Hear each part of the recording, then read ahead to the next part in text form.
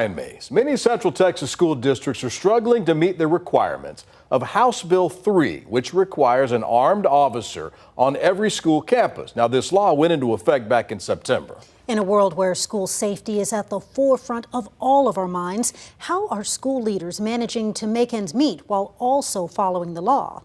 KVUE's Isabella Basco explains. When an 18-year-old gunman freely entered Robb Elementary School in Uvalde, Texas, killing 19 students and 2 teachers, school safety became a priority in the hearts and minds of parents.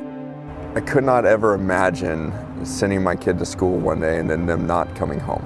And of our state leaders. Our schools being attacked and our children being killed. Leading Texas lawmakers to pass a sweeping school safety measure to post an armed security officer at every school and provide mental health training for certain district employees.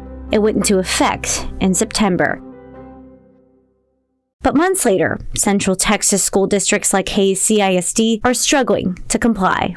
So we had an unfunded mandate, not to mention the fact that we were in consideration of numerous law enforcement shortages throughout our specific area and quite frankly across the state and the country. For Hays CISD's head of district safety and security, Jerry Scrocky, it comes down to filling the positions. Scrocky says they have 15 positions they need to fill. What I will tell you just in the I-35 corridor where we live is that all these agencies are competing for the same one officer to come to their agencies.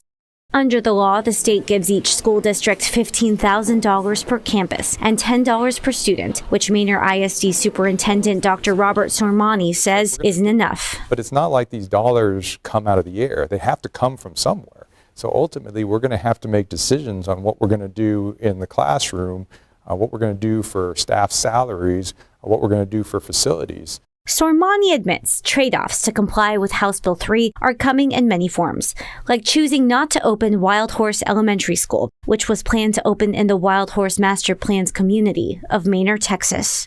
I think one of the most important things that the state can do is provide a minimum amount per campus. Austin ISD's Dr. Jacob Reach believes the state could have increased the amount of money each campus got to comply with HB 3. We believe that that would probably be around $100,000 per campus, and then consider perhaps an additional amount per student that would help take into effect that some campuses are much larger than other campuses.